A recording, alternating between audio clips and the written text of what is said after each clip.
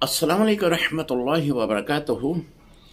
सैयद मोहम्मद फ़हीम बुखारी तमसा शरीफ से सवाल करते हैं, मुफ्ती साहब, अगर कोई अपनी बीवी को यूं अल्फाज बोले कि जा तू मुझ पे हराम हो गई, या तू मुझ पे हराम हो गई, या तू मुझ पे हराम हो गई, या 3 बार ये अल्फाज, और क्या इससे तलाक वाक़या हो जाती है?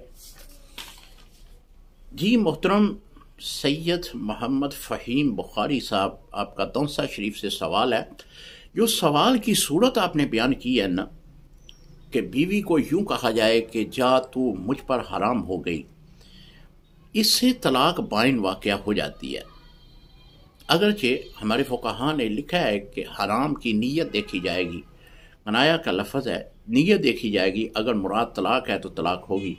लेकिन हराम जो है ये हमारे माशरे में उर्फ़ आम है, बहुत ज़्यादा ये कलमा बोला जा रहा है, और दारुल इफ्ता हमारे में बहुत सारे ऐसे मसाइल आते हैं कि फ़ौर ही खामत ये कलमा बोल देता है अपनी बीवी को, और मुराद इसकी जो है वो तलाक ही होती है। जब उर्फ़ में ज़्यादा कोई कलमा बोला जाने वाला हो और उससे मुराद तलाक ही ली जा रही हो, तो फिर वो कनाया नहीं रहता, वो सराहतन अल्फाज समझे जाते हैं। तो इससे ये है कि बीवी जो है उसकी फिलफौर उसके निकाह से निकल गई, तलाक बाइन वाक़या हो गई। अब वो दोबारा निकाह करेगा। अगर बीवी चाहती है किसी और से निकाह करना, तो तब भी वो इद्दत गुजारने के बाद किसी दूसरे के साथ निकाह कर सकती है। इस ज़िम्न में मैं तलाक मगलसा के बारे में भी अर्ज़ कर दूँ। तलाक मगलसा का मतलब है कि अगर कोई सराहतन ये कहे कि मैंने तलाक तलाक तलाक दे दी, यानी तीनों तलाक़ें अलहदा अलहदा अल्फाज में को पुकारे कि मैंने दी, या फिर इनको एक ज़बान में ही 3 का अदद शामिल कर ले, तो तीनों वाक़या हो जाएंगी एक मजलिस में, और फिर बीवी उसकी फिलफौर जो है वो तलाक मगलसा के तहत उसके निकाह से निकल जाएगी, उस पर हराम हो जाएगी। अब हलाल होने की सूरत सिर्फ हलाल है, हलाले के बगैर वो बीवी उसके लिए हलाल नहीं हो सकती। और बहुत सारे हमारे पास ऐसे मसाइल आते हैं कि जिसमें फिर खामद जो है वो कहता है कि मुफ्ती साहब को गुंजाइश निकाल लें, किसी सूरत भी कोई ऐसी बन जाए कि बीवी मेरे निकाह में आ जाए।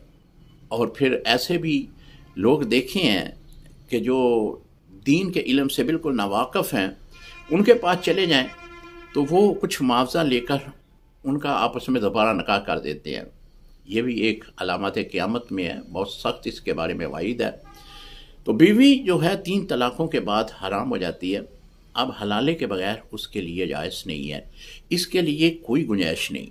हमारे चारों आइमा हजरात, इसमें इमाम आज़म अबू हनीफ़ा रहमतुल्लाह तआला अलैह, इमाम अहमद बिन हम्बल रहमतुल्लाह तआला अलैह, इमाम शाफ़ी रहमतुल्लाह तआला अलैह, हज़रत इमाम मालिक रहमतुल्लाह तआला अलैह, चारों आइमा के नज़दीक 3 तलाक़ें बैक वक़्त एक मजलिस या वक्फ़े वक्फ़े से एक मजलिस में दी जाएँ तो तीनों वाक़या हो जाती हैं, बीवी उसकी उस पर हराम हो जाती है।